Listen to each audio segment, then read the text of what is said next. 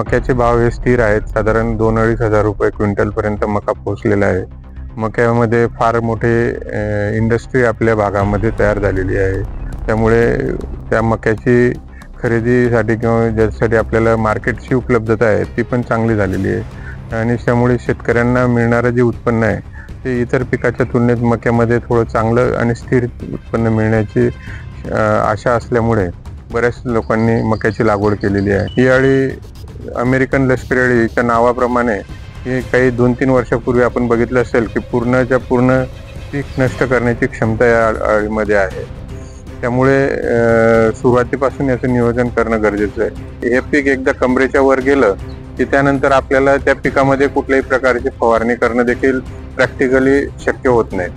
म्हणून सुरुवातीपासून आपण या पिकामध्ये या लष्करी अळीच्या प्रादुर्भावाची काळजी घेतली पाहिजे. ही अळी पोघ्यामध्ये राहते आणि आपण फवारणी पानांवरती करतो, तर त्यामुळे बऱ्याचदा आपल्याला रासायनिक औषधांचा याच्यामध्ये जो रिझल्ट मिळायला पाहिजे किंवा जे रासायनिक औषधामुळे जे नियंत्रण मिळायला पाहिजे अपेक्षित ते नियंत्रण मिळत नाही. म्हणून याच्यामध्ये आपण कुठलंही औषध जरी वापरलं, म्हणजे रासायनिक औषध बऱ्याचदा मोठे आपण महागडी औषधं आणतो, त्याचं आपल्याला अपेक्षित असतं की याच्यातनं आपल्याला जास्त नियंत्रण मिळेल, परंतु औषध कोणतं घेतो यापेक्षा आपण औषध कसं फवारतो याला या अळीच्या नियंत्रणासाठी अत्यंत महत्त्वाचं आहे. आज आपण शेतकरी बंधूंनो मका पिकाविषयी आपण जाणून घेणार आहोत. मका पिकामध्ये आपली जर बघितलं आपण तर लागवड ही वाढत आहे. त्यासाठी कारणीभूत म्हणजे सर्वप्रथम आपल्याला मिळणारे स्थिर भाव, म्हणजे बाजारामध्ये इतर पिकांच्या तुलनेत आजच्या जर आपण विचार केला तर मक्याचे भाव हे स्थिर आहेत. साधारण 2-2.5 हजार रुपये क्विंटलपर्यंत मका पोहोचलेला आहे. मक्यामध्ये फार मोठे इंडस्ट्री आपल्या भागामध्ये तयार झालेली आहे. त्यामुळे त्या मक्याची खरेदीसाठी किंवा ज्यासाठी आपल्याला मार्केटची उपलब्धता आहे ती पण चांगली झालेली आहे आणि त्यामुळे शेतकऱ्यांना मिळणारं जे उत्पन्न आहे ते इतर पिकाच्या तुलनेत मक्यामध्ये थोडं चांगलं आणि स्थिर उत्पन्न मिळण्याची आशा असल्यामुळे बऱ्याच लोकांनी मक्याची लागवड केलेली आहे. परंतु मक्याच्या लागवडीमध्ये आपल्याला एक महत्त्वाचा जो भाग आहे तो म्हणजे पावसाळी मक्यामध्ये किंवा आता यामध्ये जी लष्करी अळी आहे किंवा अमेरिकन लष्करी अळी आहे याचा काही ठिकाणी आम्हाला प्रादुर्भाव आढळून आला. आम्ही सर्वेक्षण करत असताना काही क्षेत्रामध्ये या अळीचा प्रादुर्भाव आढळून आलेला आहे. ही अळी अमेरिकन लष्करी अळीच्या नावाप्रमाणे हे काही 2-3 वर्षापूर्वी आपण बघितलं असेल की पूर्णच्या पूर्ण पीक नष्ट करण्याची क्षमता या अळीमध्ये आहे. त्यामुळे सुरुवातीपासून याचं नियोजन करणं गरजेचं आहे. आणि फार दुसरी गोष्ट म्हणजे मका हे पीक आपण खाद्यासाठी वापरतो, म्हणजे दोघं चारा देखील जनावरांच्या खाद्याला वापरला जातो आणि जे तयार कणीस असतात किंवा दाणे मके जे असतात ते देखील खाद्यासाठी वापरले जातात. त्यामुळे या पिकामध्ये फारसं असं रासायनिक औषधांचा उपयोग करणं आपल्याला सोयीचं नाही आहे किंवा आपण त्याच्यामध्ये उपयोग करण्याची शिफारस आपण करत नाही. आणि हे पीक एकदा कमरेच्या वर गेलं की त्यानंतर आपल्याला त्या पिकामध्ये कुठल्याही प्रकारची फवारणी करणं देखील प्रॅक्टिकली शक्य होत नाही. म्हणून सुरुवातीपासून आपण या पिकामध्ये या लष्करी अळीच्या प्रादुर्भावाची काळजी घेतली पाहिजे किंवा ती येऊ नये म्हणून सुरुवातीपासून आपण उपाययोजना केली पाहिजे. यामध्ये ज्यांनी आता लागवड झाली आहे परंतु यापुढे जे लागवड करत असतील किंवा रब्बीमध्ये ज्यावेळेस आपण मक्याची लागवड करू त्यावेळेस किमान आपण त्या पिकाला सीड ट्रीटमेंट केली आवश्यक आहे किंवा बीज प्रक्रिया आपण त्यामध्ये रासायनिक औषधाची करून घेणं गरजेचं आहे की जेणेकरून साधारण सुरुवातीचे 15 ते 20 दिवस आपल्याला या अळीचा प्रादुर्भाव त्याच्यामध्ये आढळून येणार नाही.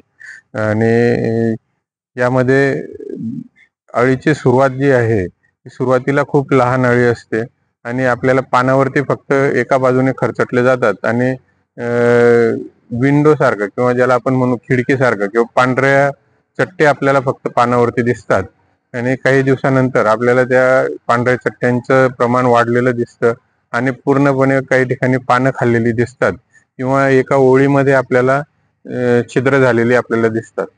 किंवा ज्यावेळेस या अळीचं प्रमाण मोठ्या झालेल्या मक्यामध्ये आपण बघतो तर त्यावेळेस आपल्याला पोग्यामध्ये अळीची विष्ठा किंवा अळी देखील बघायला मिळू शकते. तर या अळीचा जरी जीवनक्रम आपण बघितला तर फार एकाच महिन्यामध्ये साधारण एक अळी किंवा एक पतंग, मादी पतंग 2000 पर्यंत अंडी देण्याची क्षमता याच्यामध्ये आहे. म्हणजे एवढी अफाट क्षमता असल्यामुळे आपण याला लष्करी अळी याचं नाव दिलेलं आहे, की एखाद्या लष्कराप्रमाणे पूर्ण शेत ते रात्रीतून फस्त करण्याची याच्यामध्ये क्षमता आहे. त्यामुळे सुरुवातीला आपण हे लक्षात घेतलं पाहिजे की निरीक्षण करत असताना आपल्याला काही पिकांवरती साधारण आपण जर शेतामध्ये फिरलो तर एका मीटर अंतरामध्ये किंवा 10 आपली जर झाडं बघितली तर 10 झाडापैकी एक झाड जरी आपल्याला नुकसानग्रस्त आढळलं, अळी जरी दिसली नाही परंतु त्याच्यावरती अळीची नुकसानीची किंवा अळीने खाल्ल्याची जरी लक्षण आपल्याला दिसून आले तरी देखील आपल्याला त्या ठिकाणी रासायनिक औषधाचा किंवा इतर आपल्याला उपाययोजना करणं गरजेचं आहे. यामध्ये जैविक औषध मेटॅरिझम याचा वापर करू शकतो किंवा यामध्ये सगळ्यात महत्वाची जी गोष्ट आहे की ही अळी पोघ्यामध्ये राहते आणि आपण फवारणी पानांवरती करतो. तर त्यामुळे बऱ्याचदा आपल्याला रासायनिक औषधांचा याच्यामध्ये जो रिझल्ट मिळायला पाहिजे किंवा जे रासायनिक औषधामुळे जे नियंत्रण मिळायला पाहिजे अपेक्षित ते नियंत्रण मिळत नाही. म्हणून याच्यामध्ये आपण कुठलंही औषध जरी वापरलं, म्हणजे रासायनिक औषध बऱ्याचदा मोठी आपण महागडी औषधं आणतो, त्याच्या आपल्याला अपेक्षित असतं की याच्यातनं आपल्याला जास्त नियंत्रण मिळेल. परंतु औषध कोणतं घेतो यापेक्षा आपण औषध कसं फवारतो याला या अळीच्या नियंत्रणासाठी अत्यंत महत्वाचं आहे. म्हणून औषध फवारत असताना आपण पोग्यामध्ये कसं काय औषध टाकता येईल. जर काही ठिकाणी काही शेतकऱ्यांनी आपण बघितलं की फक्त निरमा पावडर किंवा साधा क्लोरोपायरिफॉस याचं जरी औषध आपण द्रावण पोग्यामध्ये जरी टाकलं तर त्या पोग्यामध्ये औषध टाकल्यानंतर त्याच्यातनं आपल्याला त्या अळीचं मेलेल्या आपल्याला आढळून आलेले आहेत किंवा त्याच्यातनं चांगले रिझल्ट मिळाले. म्हणून आपण औषधाचं पोग्यामध्ये फवारणी करणं अत्यंत आवश्यक आहे आणि त्या प्रकारे याचं नियंत्रण करता येऊ शकतं.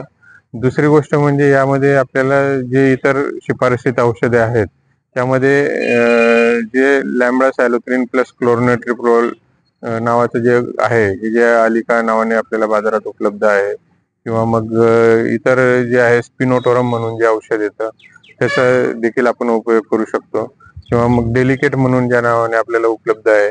अशी काही औषधं आहेत की यांचे रिझल्ट चांगले आहेत किंवा यांचे आपल्याला चांगल्या प्रकारे अळीच्या नियंत्रणासाठी याचा उपयोग होत असतो.